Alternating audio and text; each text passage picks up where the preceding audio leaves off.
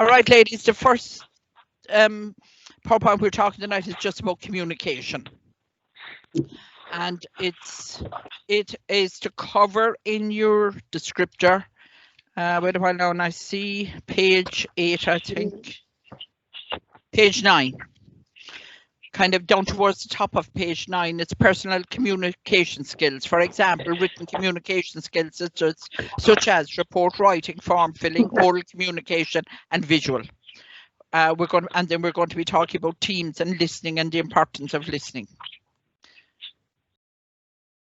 So communication skills allows you to understand and be understood by others. These can include, but are not limited to, sharing ideas with others, actively listening in conversations, giving and receiving feedback, and public speaking. Data shows that communication skills consistently rank as one of the most commonly listed skills in new job postings by employers in 2020. So they would say they would be looking for someone who had good communication skills, and you actually would see that a lot. Effectively using, improving, and showcasing your communication skills can help you both advance in your career and be competitive when searching for new jobs. So there are 4 main types of communication you might use daily. Well, we use some of these all the time. Verbal, which is communicating by way of a spoken language. And if we're ever doing observations on children and we're talking about their language, one of the things we will comment on would be their verbal communication, which is the spoken word. Non-verbal communicating, which is communicating by way of body language, facial expressions, and vocalics, which is the sound of your voice. So we'll be talking about these later on. And written communication is communicating by way of written language, symbols and numbers. That obviously maths and we all know what symbols are, and we'll say road traffic signs and they're all symbols, and we know what they mean. Visual communication by way of photography, art, drawings, sketches, charts, and graphs. And when we're working, we use all these when we're working with children.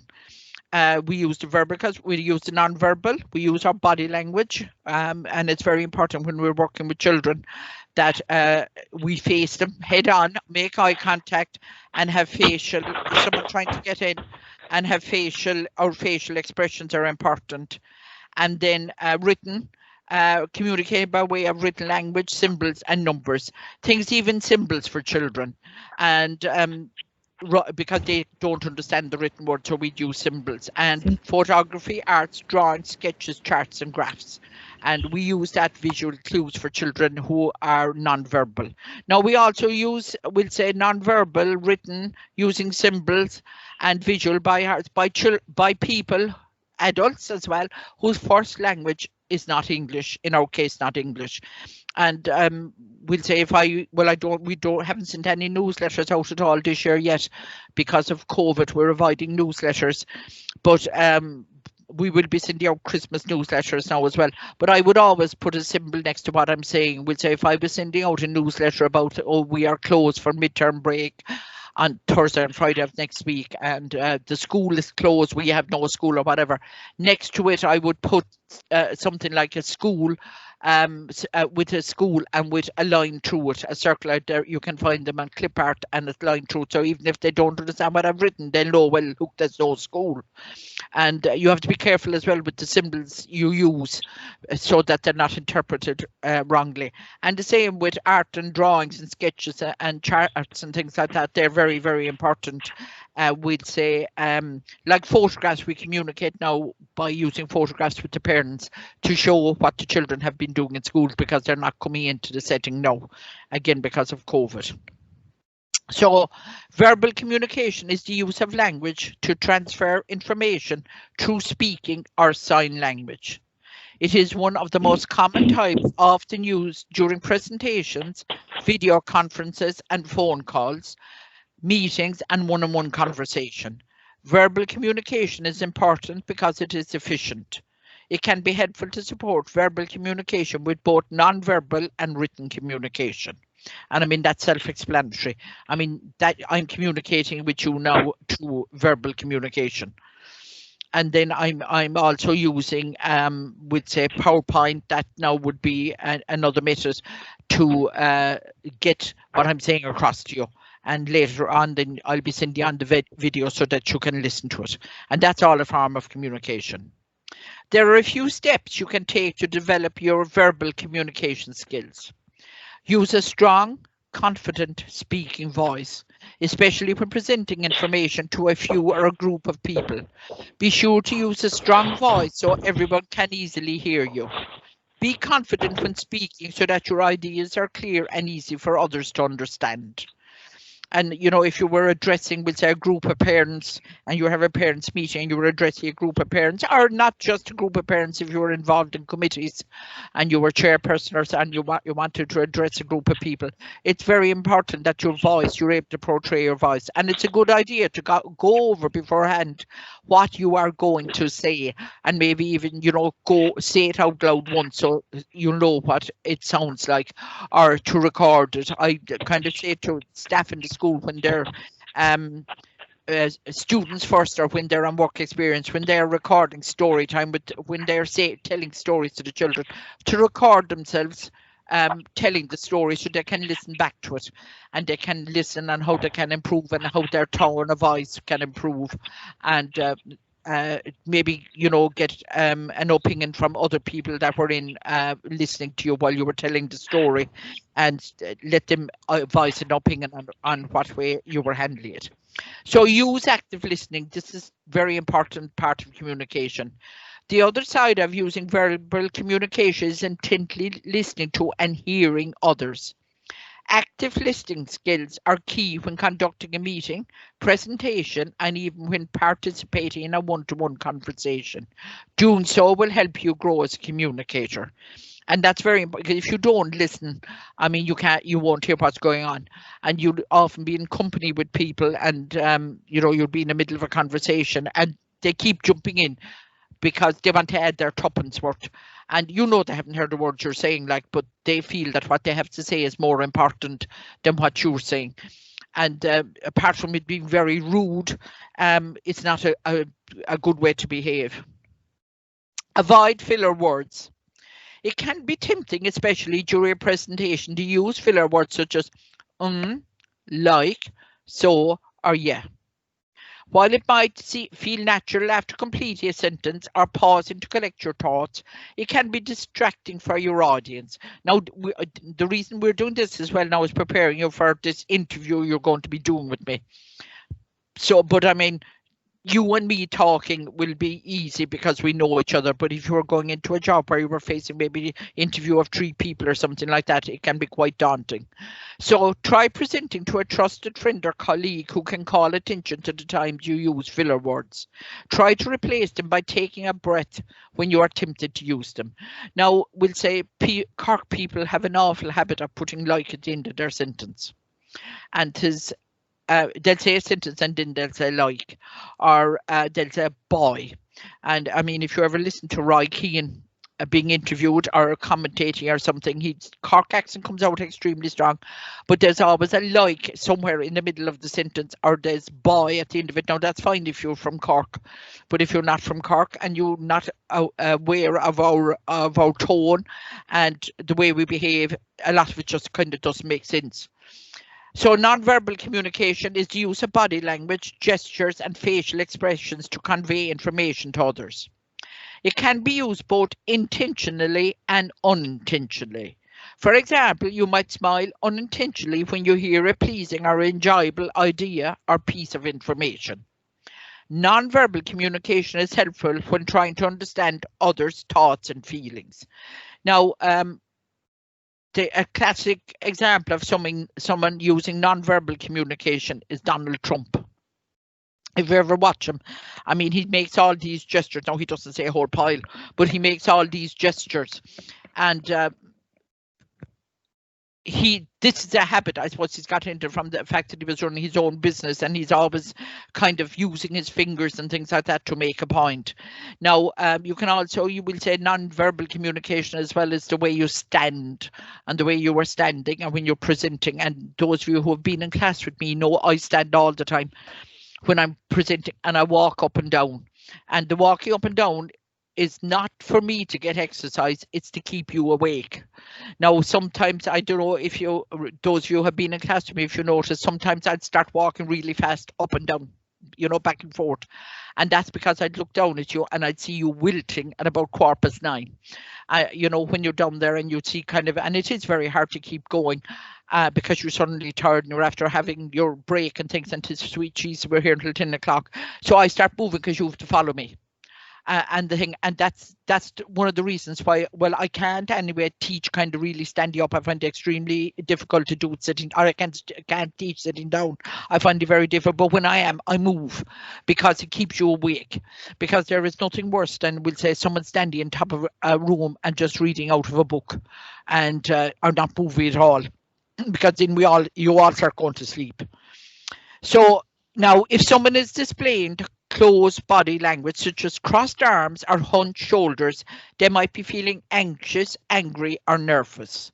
And that's, we'll say interviewers are very good at picking up on that, or the police. The Gardaí are very good at picking up on that, on people's body language. It's part of their training.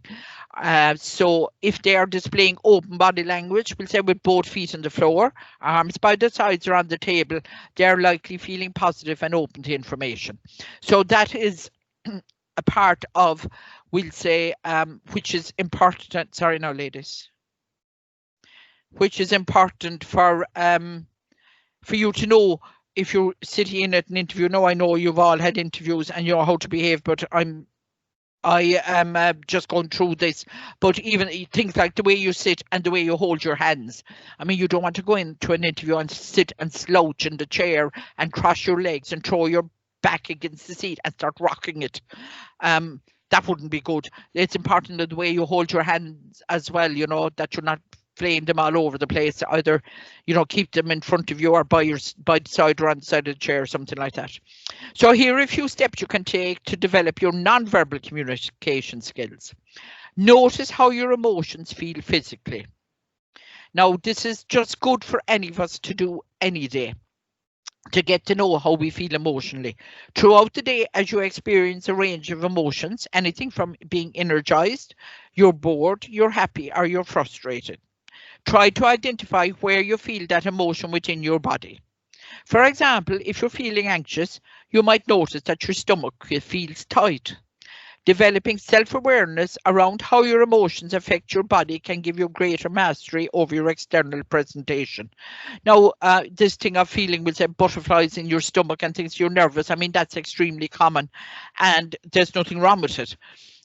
But obviously you kind of have to try and control it.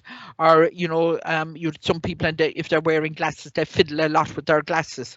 And it's just a kind of a nervous tick we have when the thing is to be aware that you're doing it and to kind of keep it under control. Be intentional about your non-verbal communication. Try to display positive body language when you feel alert, open, and positive about your surroundings. You can also use body language to support your verbal communication if you feel confused or anxious about information, using like a furrowed brow. If we don't understand something, we're inclined to scrunch up our forehead. And you don't have to say anything because people understand. People do understand. Well, no, they don't get it. Sometimes you see children, they'd be looking at you really quizzical because they don't understand what you're on about.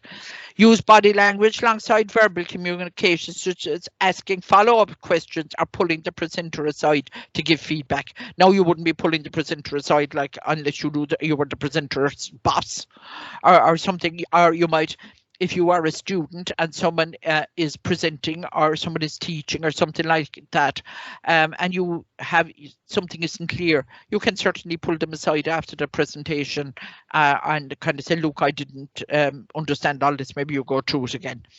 Mimic non-verbal communications you find effective. If you find certain facial expressions or body language beneficial to a certain setting, use it as a guide when improving your own non-verbal communications. Sometimes we find in a school, with the children, certain body cues you give to certain children works. I might just be a look out the corner of your eye, and they go, oops. Or it could be a case of you just turn around suddenly and you look at them and they go, oops, I'm in trouble here now, I better put that back, or I better get down from where I'm climbing. And if that works, you find, and you're working in a school or a setting and it finds it works for the teacher or your colleague or something, well then try it. For example, if you see that when someone nods their head, it communicates approval and positive feedback effectively. Well, that's true because of the fact is if it, we do that. If we're listening to someone and you nod when you're listening to them, they know that you're taking in what they're saying. You'd see an awful lot of interviewers on television and things like that when they're interviewing someone is talking, they're nodding the whole time saying, yes, I'm listening to you. I get what you're saying. So you can use it in your next meeting then when you have the same feelings. If you find that body language works, the body language of other people work, well then there's no reason why you can't use it at a next meeting. So now we're going to talk about written communication. Now that's something we do, and it's mentioned up here about written communication skills such as report writing and verbal form. We've spoken about oral communication and visuals. I think they're coming up now, but we'll read about the written one. Written communication is the act of writing, typing, or printing symbols like letters and numbers to convey information. It is helpful because it provides a record of information for reference. Writing is commonly used to share information through books, pamphlets, blogs, letters, memos, and more. Emails and chats are a common form of written communication in the workplace. Now, actually, written communication is extremely important, and we use it all day, every day at work. If someone was never familiar with working in a childcare setting and they came in and they don't know what to expect, or they might expect that all we're doing is sitting on the floor playing with the children all day. Yes, we're working with the children, but while we're working with the children, we're also making notes, or we're making mental notes and getting up and writing it down somewhere, so that it can be transcribed later into either the child's records or into, we'll say, our journal, where we keep a journal of the work we have done, and which is there for parents to see, and the child's record for the parents to see, but for inspectors to see and things like that. And if you don't have it, there is no proof that you have anything done. So, and as well as that, we do, when we're observing children for, we'll say, their different areas of development, we do write it down. It's by writing, we write it down, and to be passed on to other professionals or passed on to parents. And it's a very good idea that if you are doing observations of children and then you want to talk to the parents about it, and it's going to go then, and the child's going to be referred to professionals, do it over a number of days with, we'll say, the times, do it professionally, like Tuesday at 10 a.m. Johnny was doing whatever he was doing, and you do your report on it, and then you might do it the following day again, or you mightn't do it until Thursday. But don't ever kind of do a report with just on a once-off thing, because anyone can have a bad day, can have one bad day. But I mean, if something is consistently happening, well, then there is a problem. So here are a few steps you can take to develop your written communication skills. Strive for simplicity. Written communication should be simple and clear as possible. While it might be helpful to include lots of details in instructional communications, for example, you should look for areas where you can write as clearly as possible for your audience to understand. That's if you are, would say, writing instruction, just make like anything. If you're calling a meeting of anywhere, let it be a meeting of staff, let it be a meeting if you're involved in an association or in a parent association, you want to call a meeting. There's no point putting out a poster with loads and loads and loads of information on it. Short and sweet and to the point, because people will not stop and they won't look. It's the same if you're giving some sort of a, communication to your colleagues or your manager, short and sweet and to the point, and you can elaborate on it after. And that now would kind of strive for simplicity would cover there where we're talking about form filling and report writing and things like that. Keep it accurate. People can come afterwards and short and accurate, and you can fill in then what you've written to them. Don't rely on tone. Because you do not have the nuance of verbal and non-verbal communications, be careful when you are trying to communicate a certain tone when writing. For example, attempting to communicate a joke, sarcasm, or excitement might be translated differently depending on the audience. Instead, try to keep your writing as simple and plain as possible and follow up with verbal communications where you can add more personality. So again, we're back to making things very simple, just to the point, and you can then, when you discuss it afterwards, whatever you discuss it, you can follow it up afterwards. Now, take time to review your written communications. Setting time aside to reread your emails, letters and memos can help you identify mistakes or opportunities to say something differently. For important communications or those that will be sent to a large number of people, it might be helpful to have a trusted colleague review it as well. So if you are sending stuff out and important stuff, make sure that someone reads over it. Now, if I'm ever sending stuff out to the parents and it's a newsletter or something, I will give it to all the staff to read and say, look, have a quick look through this here. Is this all right, before I print out the rest of them? And sometimes spelling mistakes come up, or you might have a date wrong or a day wrong or something. So you would to do that. As well as that, if you're sending emails, and I'm back again and I can emphasize enough, be very careful where you're sending your emails. If you're sending an email to a group of parents, under GDPR law, it has to be BCC, blank carbon copy. If you send a carbon copy, every parent will see every other parent's name on the email and their email address. That is confidential to the parents. So if you're ever sending out a group email to the parents, and I do it all the time and I have nightmares over it, I double check it, triple check it. Make sure it's BCC you're sending, so that the person that gets it, they don't see anyone else's stuff. And that actually, if you do something and you send something out to everything that includes all the parents, then you're in breach of GDPR and you're supposed to report it, because you have given out confidential information about parents to other parents. Now, it's only an email. I know that it's only an email, but and parents don't care. They're not a bit interested in other parents' emails, but you're still in breach of GDPR. So if you're ever doing it, be very careful of it. Keep a file of writing you find effective or enjoyable. If you receive a certain pamphlet, email or memo that you find particularly helpful or interesting, save it for reference when writing your own communications. Incorporating methods of style you like can help you to improve over time.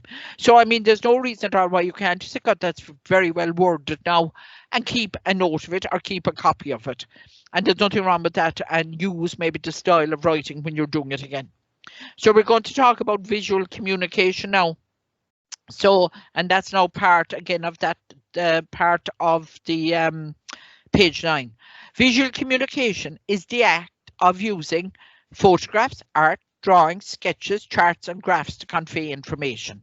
Visuals are often used as an aid during presentations to provide helpful context alongside written or verbal communication, other verbal communication. Because people have different learning styles, visual communication might be more helpful for some to consume ideas and information. And that's why I was saying, when I send out my newsletters, I will, if I can at all, attach a clip art to a relevant section, so that if they don't get really the gist of it, well, there we have the visual communication.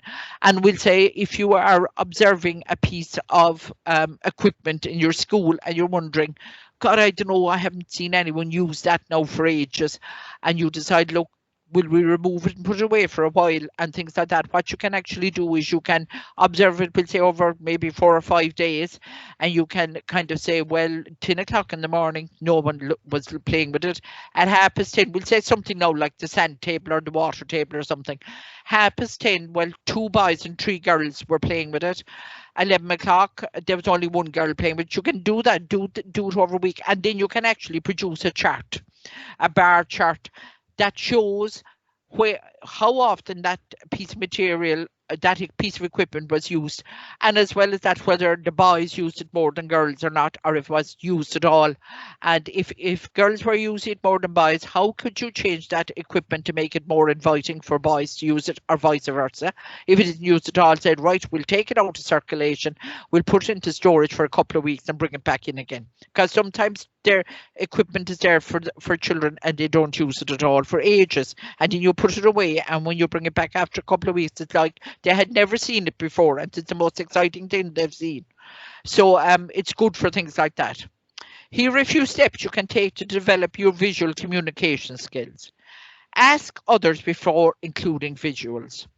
If you are considering sharing a visual aid in your presentation or email, consider asking others for feedback. Say, look, do you think that's a good idea? Now, if I put that in there, would you think now they would interpret that as I want them to interpret it?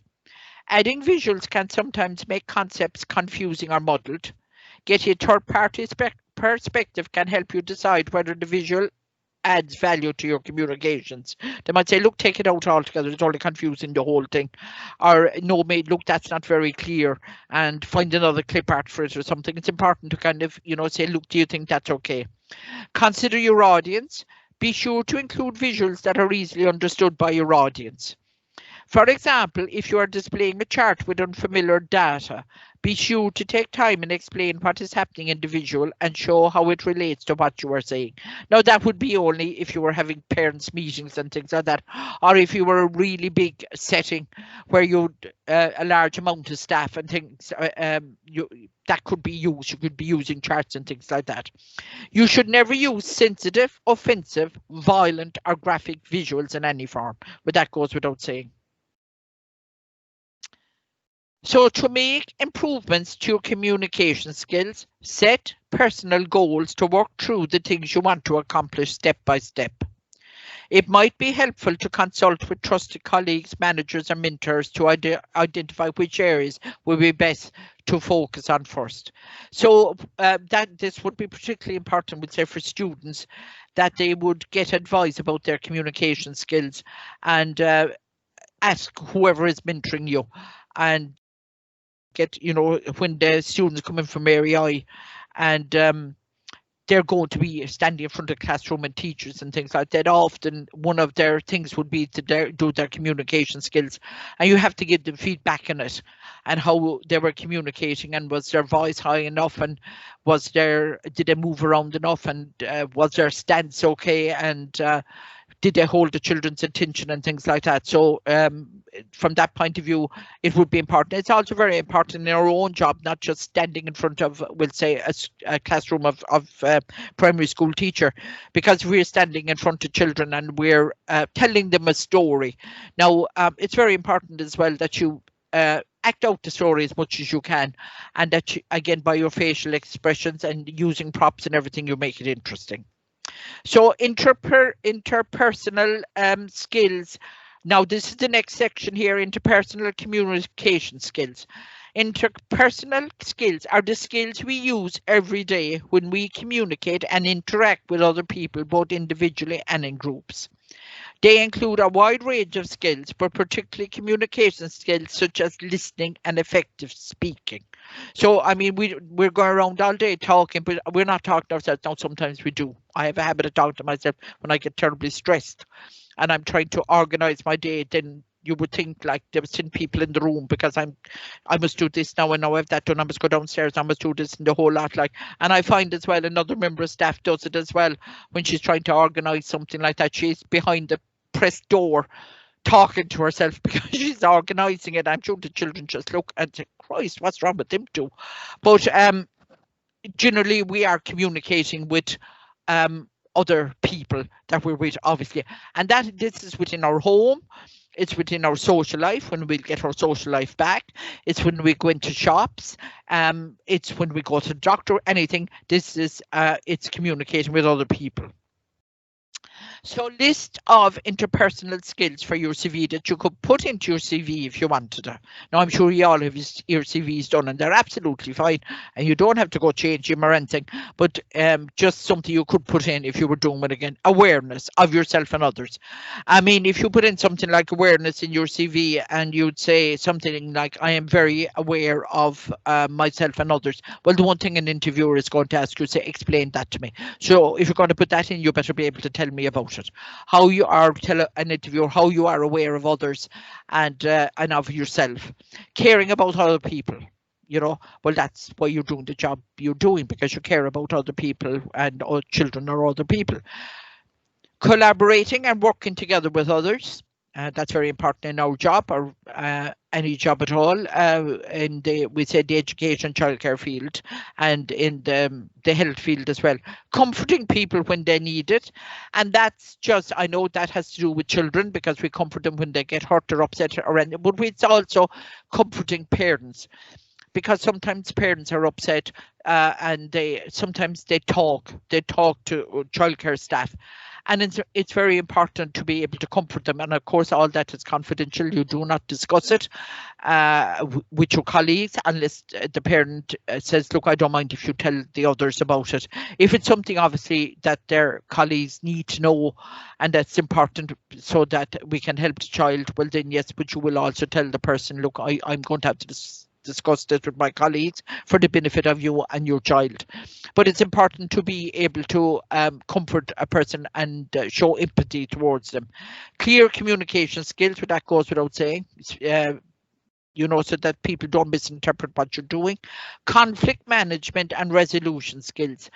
Now this is probably very important if you've got a really big setting and where there is going to be conflict between, we'll say, staff. And that's going to happen. There's going to be conflict, but it's how you handle that conflict. There also could be conflict with management. You may not agree with the management or what the manager said and things like that, but there's ways and means of handling that. You mightn't be happy when the manager says something to you and you disagree with them because they pulled you up over something. Then by all means you're quite free to say it, but there's ways and means of saying it. You don't go barging in and say, come here, you. You know, you would kind of say, look, can I have a word with you? And it's about yesterday, and look, can we talk about it when you have time and things like that? You'll have gathered your thoughts, and that's absolutely fine. And it's important that you do that. Otherwise, you're going around and you kind of have a chip in your shoulder, and you won't, and you need to clear the air. So, but there are ways and means of doing it. So, constructive feedback, and that generally is if you're giving constructive feedback to somebody. It's important that it is constructive, really. You know, it's a way to help them improve. That now would be a room leader, if you're a room leader talking to an assistant, or we'll say when they're giving you your report now after filling out your report and things, I would hope they will go through that report with you, because you're going to have to, there's an area there, and we'll talk about it in a minute, where you're going to have to say how you felt when your supervisor gave you your report, and if she pointed out things, you know, that maybe you could improve on. So that would be constructive feedback. So interpersonal communication is the process of exchange of information, ideas and feelings between two or more people through verbal and non-verbal methods. The level of one's interpersonal communication skill is measured through the effectiveness of transferring messages to others. That's what that is.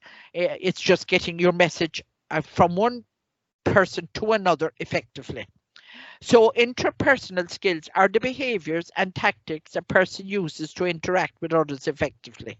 Now, we've been talking about you talk to them, there's verbal and there's non-verbal and there's writing notes, but there's ways and means of speaking, and there's ways of means of using non-verbal. I mean, thing will say, if you want to talk to somebody and you're not happy about what happened, well, there's no point standing with your hands in your hip and a glare in your face, because straight away the other person's back is going to go up, and there's oh, God, here she comes now, like there's going to be confrontation here, and then you have two people with their backs up.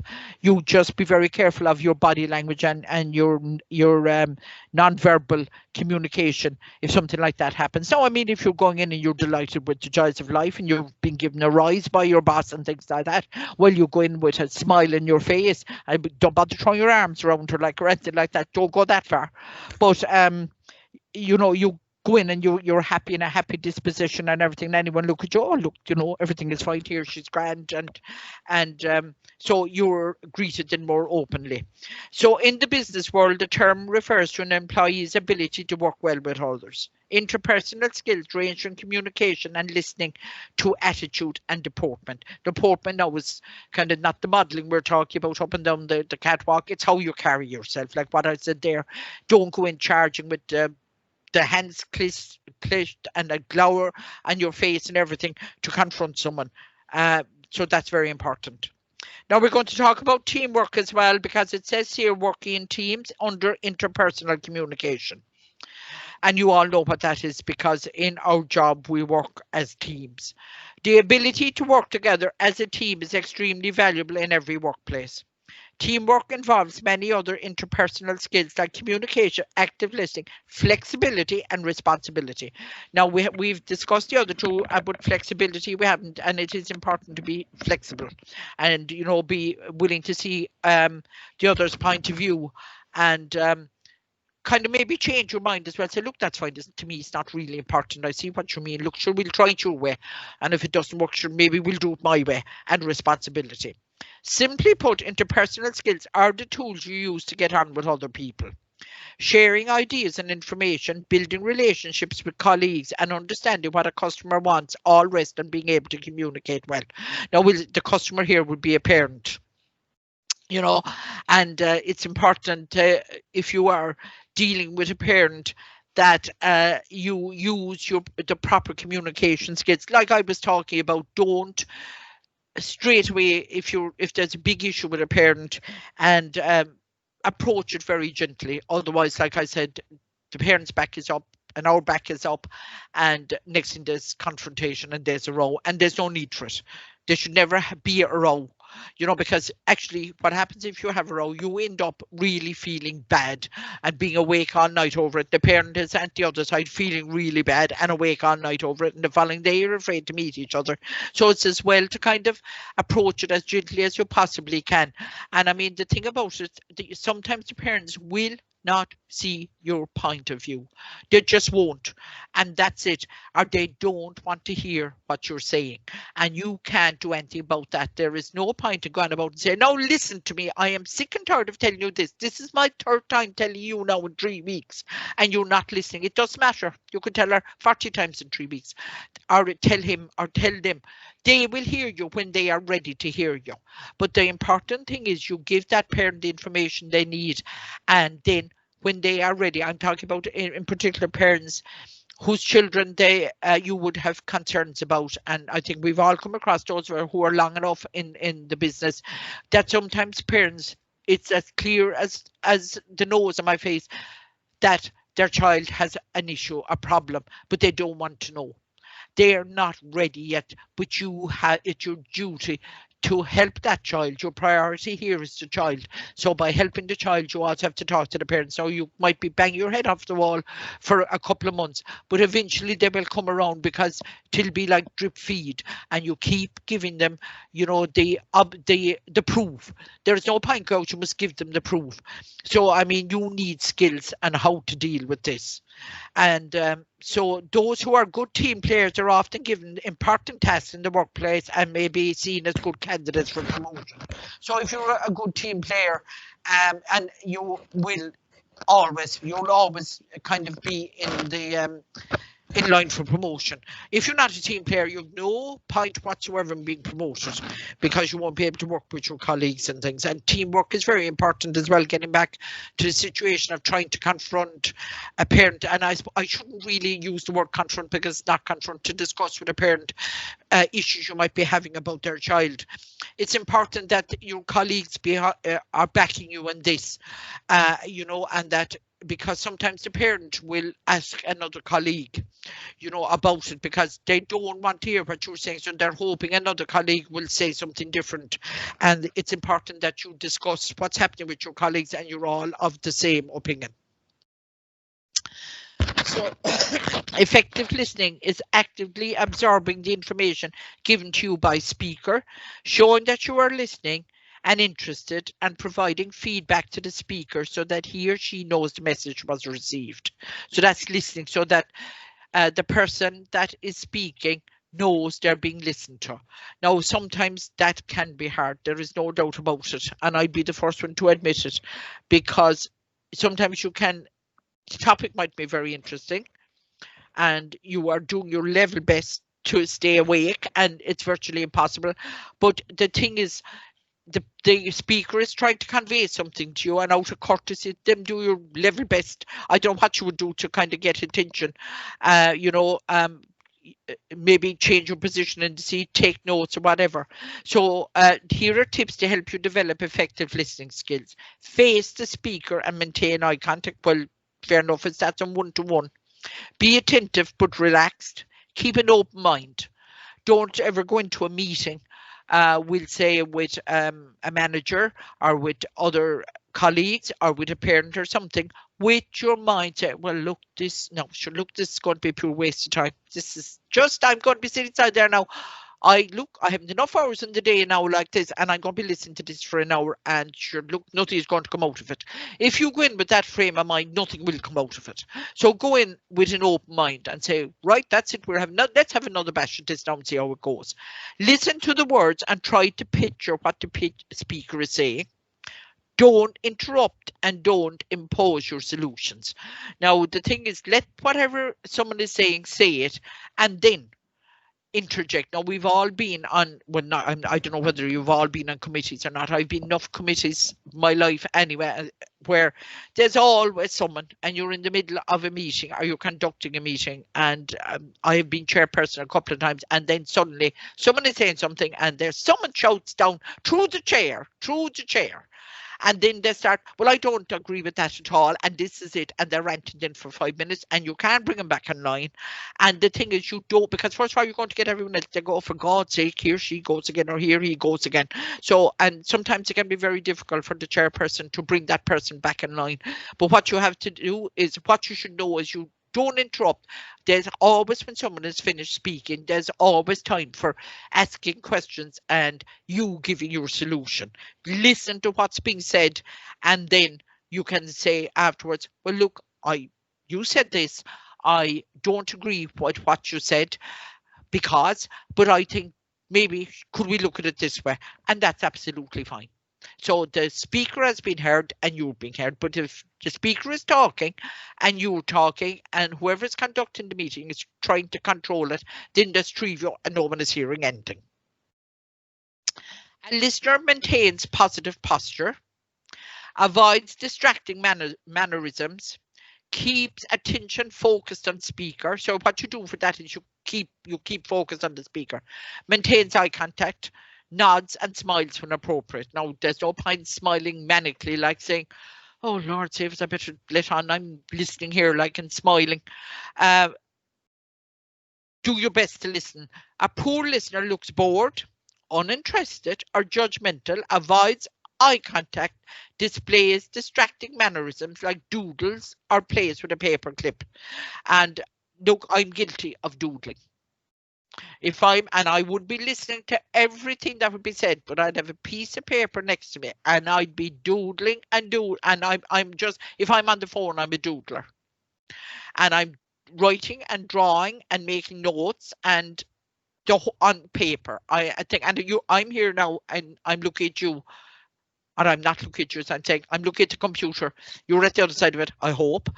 But I'm here and I'm using my hands, but I mean, there's no one here. I mean, I can't talk without using my hands, but every now and then I'm picking up the paper here and I'm doodling. So it's something people do. It's a habit. It's like a tick that we do. And so I don't know about the rest of you, what you do. Are you able to sit and listen without doodling. Plays with a paper clip. Now that would drive me insane if someone started playing with a paper clip and flick it and things like that.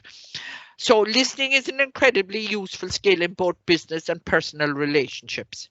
Now that is true. Listen, if you're in a relationship with your partner or your husband or your wife or whatever, nowadays wives or whatever you want to do, listen it's a skill you should learn.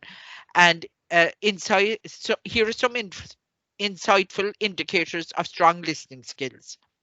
So the strengths are: listen attentively and respectfully to others' ideas, opinions and points of view. So listen, that's the first thing you do, is listen and acknowledge they have a point of view. The same as if you were talking and you were talking to your partner and you were trying to make a point. Now you would go mad if he or she kept jumping up and down and saying, no, I don't want to listen, I'm not talking to you, no, I'm not talking to you. Like, there's going to be a row, and that's simply it. So you do that. When he or she is listening or speaking, you listen. So, and then bad listening habits are calling the subject uninteresting. Turn around and go, that was very boring. Now, why were you telling me that was the most boring thing I ever heard? Criticizing the speaker and or their delivery, kind of saying, she made an awful hymns of that. For God's sake, why'd you say that? No, she made an awful hymns of that. Getting overstimulated, getting all excited, listening only for facts. The bottom line. Now that would be, we'll say, if you're in listening, we'll say, again, going into a meeting and you're there and you're only listening to, well, look, I want to get to the end of this now, and you hear something, the last thing, and you make a note of that, but you've heard what, you've listened to all the what that's gone on before. So not taking notes or outlining everything. So kind of try and take notes at meetings. Faking attention. Now, my God, we've all done that. Pretending to be paying attention when we're not and doing our best. I remember one time doing a course inside UCC, and it was on Saturdays. And we had this woman, and she was a really nice woman. I was doing learning and the preschool child, but she could not lecture for her life. And she used to either sit down behind this podium or stand behind the podium and read out of a book. And it was, we always seem to have her at 2 o'clock on a Saturday, and we'd be having, after having lunch. And sure, then you wanted to lie down. So the last you wanted was this one. But I remember, honest to God, I used to be like Mr. Bean in the scene inside the church where he used to have matchsticks to keep his eyes open, kind of just to keep his, that was it. And that was, I used to be doing my best to pay attention to her, like, but she just did not have a way of putting her, the information across. But so it's fake attention. But I mean, other than that, all I could do was get up and walk out, and I couldn't very well do that. So tolerating or creating distractions. Now, as adults, we wouldn't do that. Tolerate or create distractions. You would get that maybe with, you know, kids do it in class when they're bored, or turning out or tuning out difficult material, not listening to difficult material. Not sorry, no, my thing is here. Someone is texting me.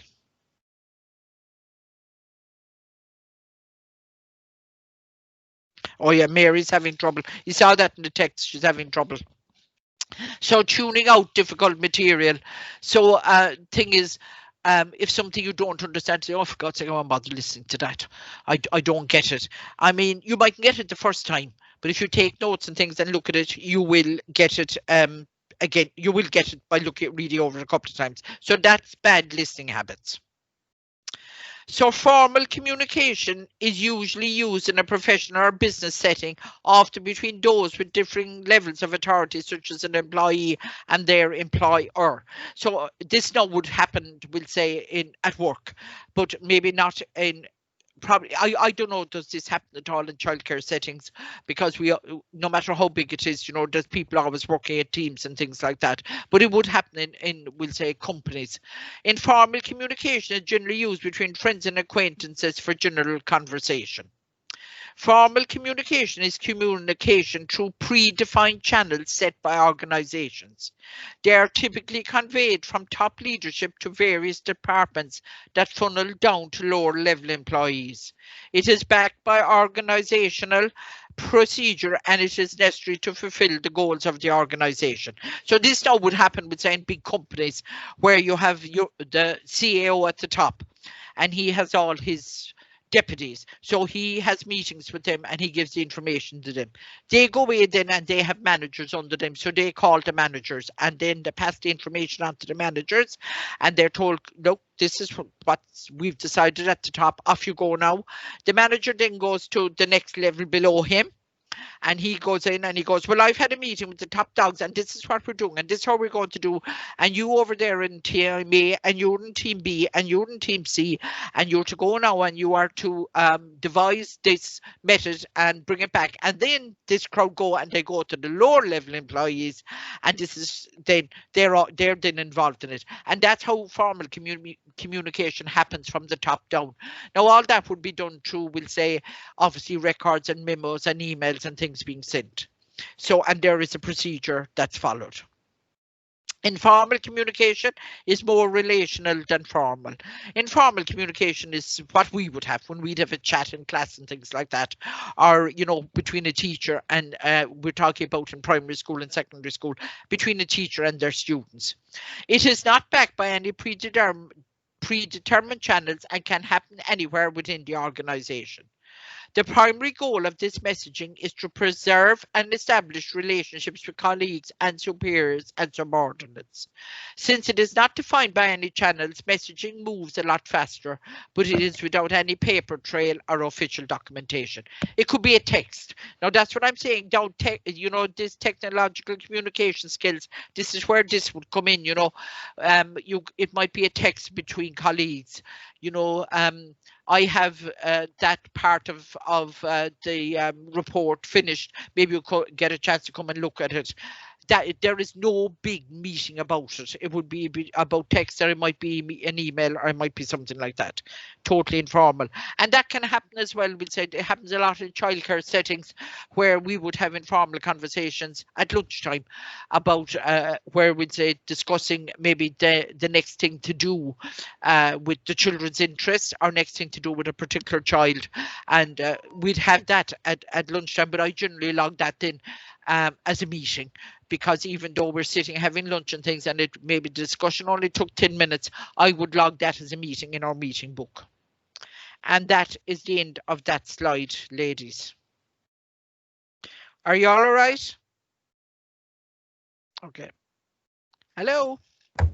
Yeah. Oh yeah, thanks. Yeah. I'm not sure. I can't hear you, so that's grand. Julie is not able to do it as well. Maybe I'll pick up the next one. Sorry, no, I'll reply to the girls that send me a text. Okay.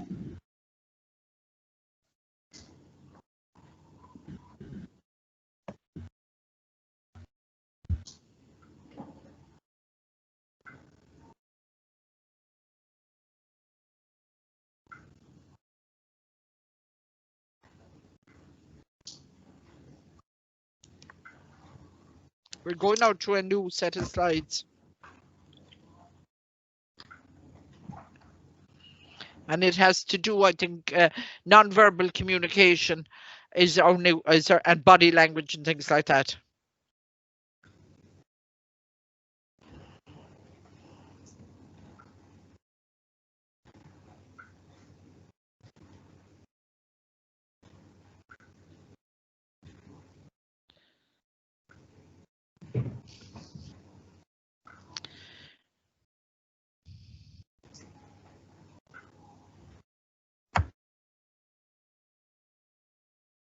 Oh, sorry, no, I have to share it again.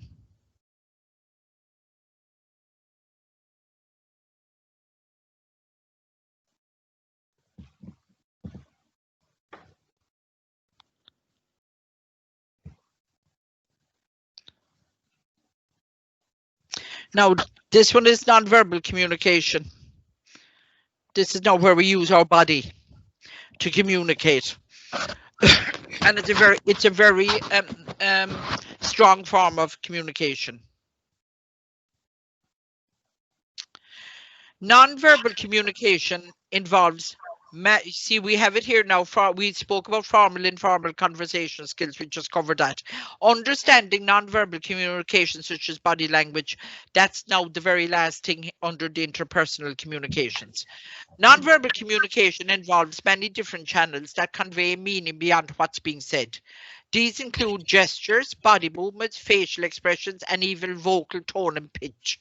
Much of the nonverbal information we get from people comes from their eyes. This is the importance of eye contact. Nonverbal communication plays a significant role in our lives as it can improve a person's ability to relate, engage, and establish meaningful interactions in everyday life. A better understanding of this type of communication may lead people to develop stronger relationships with others.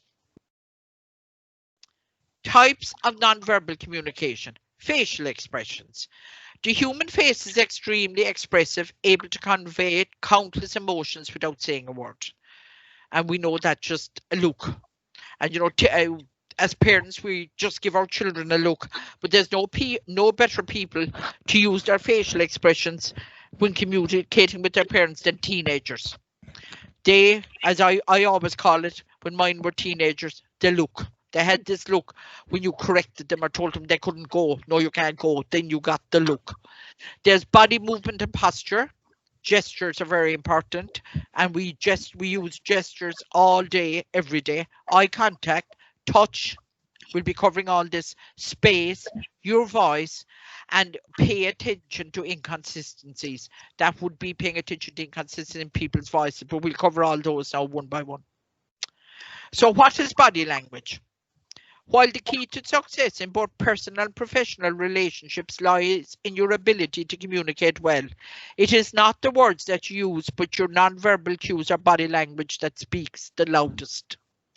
Body language is the use of physical behavior, expressions, and mannerisms to communicate nonverbally, often done instinctively rather than consciously. So we have instinctive ways of communicating with our bodies. Whether you're aware of it or not, when you interact with others, you're continuously giving and receiving wordless signals. All of your nonverbal behaviors, the gestures you make, your posture, your tone of voice, how much eye contact you make, send strong messages. They can put people at ease, build trust, and draw others towards you, or they can offend, confuse, and undermine what you're trying to convey.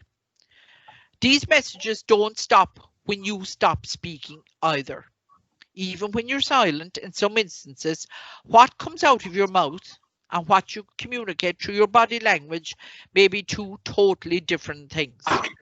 If you say one thing, but your body language says something else, your listener will likely feel that you're being dishonest.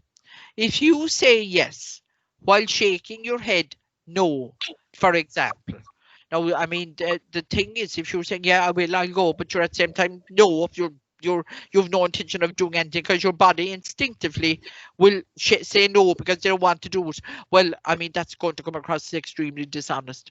When faced with such big signals, the listener must choose whether to believe your verbal or non-verbal message.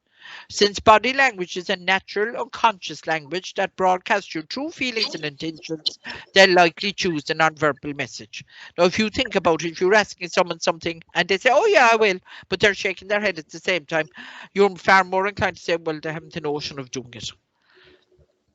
Your non-verbal communications cues the way you listen, look, move and react. Tell the person you're communicating with whether or not you care, if you're being truthful, and how well you're listening. When your non-verbal signals match up with the words you're saying, they increase trust, clarity, and rapport. When they don't, they can generate tension, mistrust, and confusion. If you want to become a better communicator, it's important to become more sensitive, not only to the body language and non-verbal cues of others, but also to your own. So you be aware of other people's body language, but be also aware of your own body language. And you know, sometimes we all do things when we're nervous or uneasy, and sometimes that can be a giveaway. So to be aware of that. We'll go back now. Types of non-verbal communication.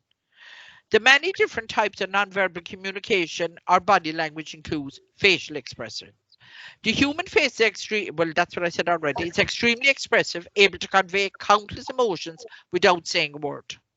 And unlike some forms of nonverbal communication, facial expressions are universal. The facial expressions for happiness, sadness, anger, surprise, fear, and disgust are the same across cultures. They're the same no matter where you live in the world, whether it's in China or it's in Australia or it's Northern Europe or other. Surprise has the same expression, fear has the same expression, disgust has the same expression. So you can read what people are thinking just by their body language or by their facial expression, sorry. Body movement and posture. Consider how your perceptions of people are affected by the way they sit, walk, stand, or hold their head. The way you move and carry yourself communicates a wealth of information to the world. This type of nonverbal communications include your posture, your bearing, your stance, and the subtle movements you make. Gestures, we use them all the time. Gestures are woven into the fabric of our daily lives. You may wave, we wave at someone across the street. You point, you beckon, you calling someone with your fingers, or you use your hands when arguing or speaking animately, often expressing yourself with gestures without thinking. However, the meaning of some gestures can be very different across cultures. While the OK sign made with the hand, for example, usually conveys a positive message in English-speaking countries, it's considered offensive in countries such as Germany, Russia, and Brazil. So it's important to be careful of how you use gestures to avoid misinterpretation. And there are countries, I'll give you an example now of not so much gestures. Well, yes, because we'll say yawning is a gesture. You're tired. Oh God, are you bored? Are you fed up? Or you just want out of here? Now, if we're at a meeting and someone yawns, and you're after calling the meeting or something, you're going to feel like saying, "Am I boring you? Are you really that you're yawning?" But actually, in Japan, and if people are at a meeting in Japan, it's a sign of they yawn at meetings. We say the top dogs or whoever's around the time, and the management are delighted to see them yawning because it means that they have been working so hard for the company, they are so tired. Now, my son Sean, as you all know, lives in Australia, and they do an awful lot of work with Japan, and he said when he had to learn all this before they ever went dealing with them, and he said you go into a meeting and they'd all be yawning, and he said a lot of it is feigned yawning, pretending to be tired, but to management it's a sign that you're working very hard. Now to us to be a sign, well, you were out last night, you were late, or I'm boring you or whatever.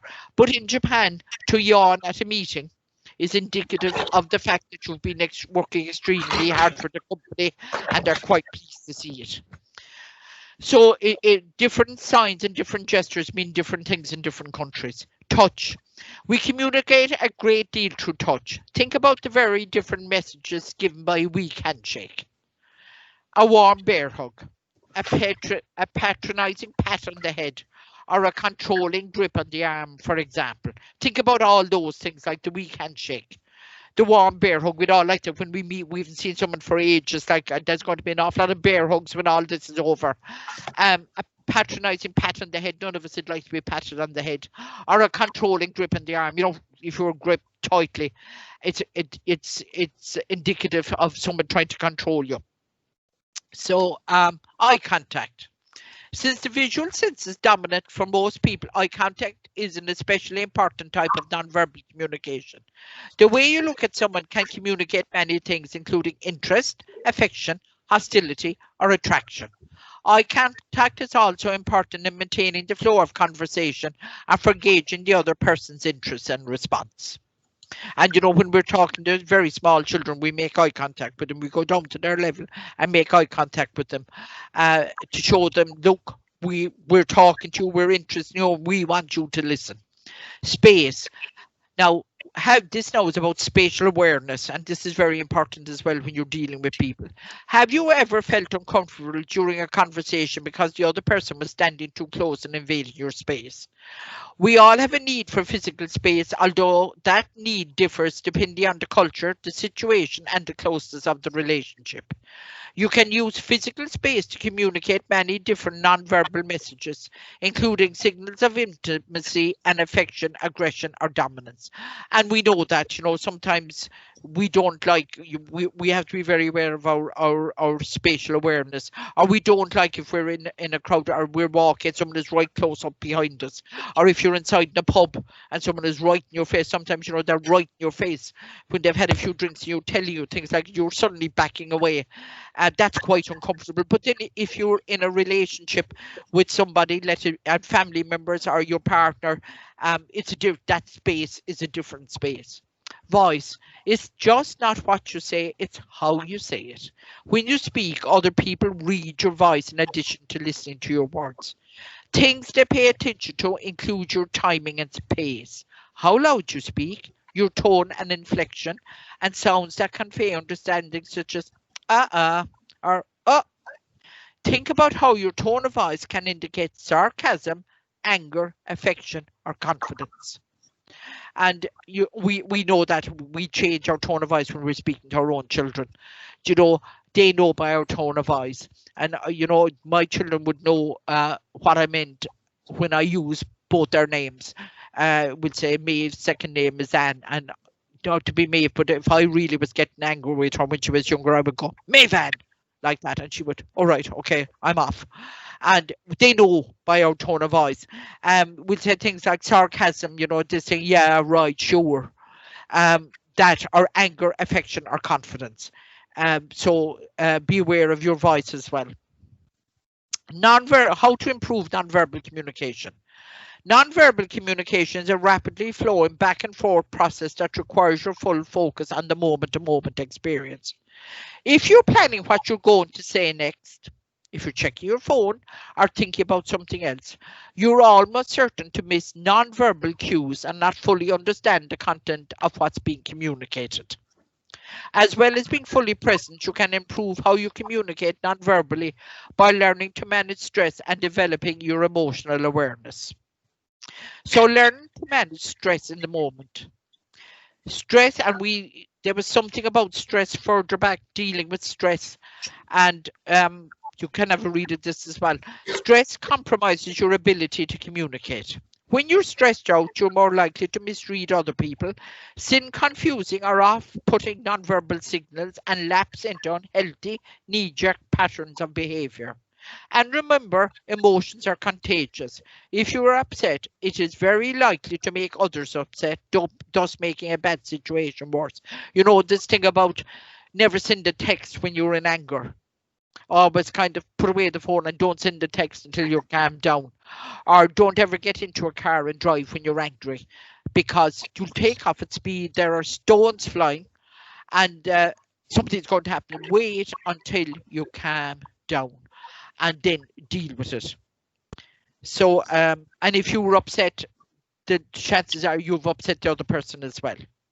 So stress, that you know there, doing your assignment. If you're feeling overwhelmed by stress, take time out. If you're in the middle of this assignment, and I'm not putting you under pressure, girls. I mean, I know the 10th is the closing date, but I don't stress yourselves out over it. There's enough going on now at the moment between lockdown and everything. Take it at your own pace. Take a moment to calm down before you jump back into the conversation. This would be now like if you were in the middle of a meeting. Once you've regained your emotional equilibrium, you'll feel better equipped to deal with the situation in a positive way. Think about Piaget and his equilibrium when everything falls back into place. So once your emotions are regulated, you'll feel back in control again. The fastest and surest way to calm yourself and manage stress in the moment is to employ your senses. What you see, hear, smell, taste, and touch are through a soothing movement. No, I wouldn't recommend doing this in the middle of a meeting. Pulling out a photo of your child or your pet, Smelling your favorite scent, taking out your perfume and start smelling it. Listening to a certain piece of music, no, don't do that. Or squeezing a stress ball, yes, you can do that. Or, you can, some people, if they don't cope very well at meetings, they have ways of dealing with it. And one of the things to be a stress ball in their pocket. Now, I mean, if you're doing something at home and you're under pressure and you're getting very stressed, you can use any of them. Look at a picture of your family, spray your perfume or spray lavender, listen to a piece of music, do anything like that. Since everyone responds differently, you may need to experiment to find the sensory experience that works best for you. You will know what works best for you. A walk in the fresh air might do it. Now, how to read body language. Mr. Trump, I'm back to Mr. Trump again. If you read his body language, his body is saying one thing, but his mouth is saying a different thing. Once you've developed your abilities to manage stress and recognize emotions, you'll start to become better at reading the non-verbal signals sent by others. It's also important, this is where Mr. Trump comes in, pay attention to inconsistencies.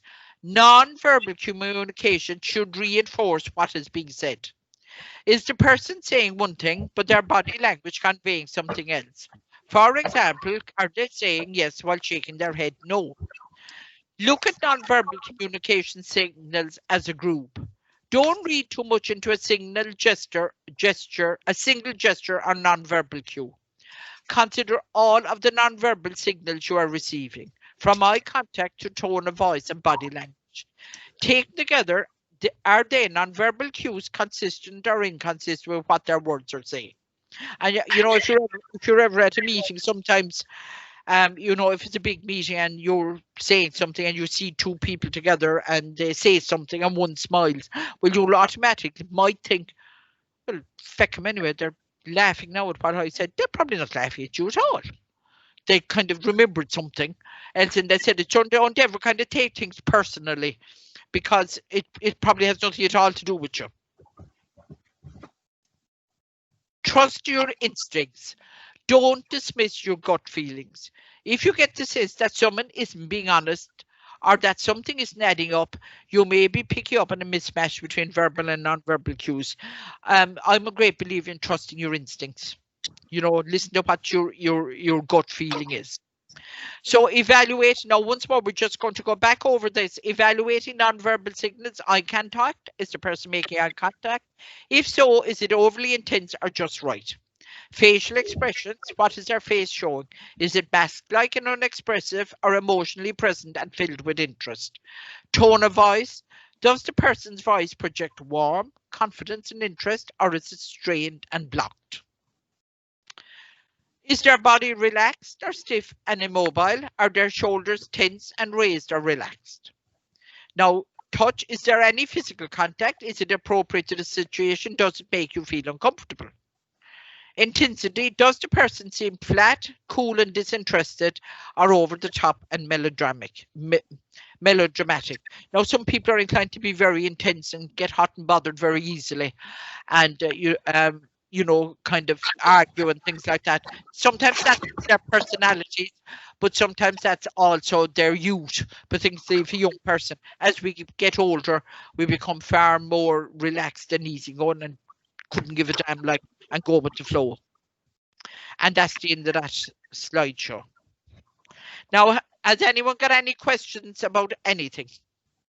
You all right? Yeah. Okay. Now, so I've covered that. Now, the next thing on it is about communication skills, and it's about emails, faxes, which are hardly used at all nowadays, SMS, which are text, and Skype. Now, I'm not putting any overhead on that because you know all about it, and all you have to do is, we mentioned it already, about emails that you communicate either formally or informally through sending emails to each other, or that people send them out to the parents. Fax, I don't know, are they used anymore? I mean, you can mention them and say they seem to be obsolete nowadays, that emails and Zoom calls and Skype calls seems to have taken over because people like to communicate with each other face to face, and texting or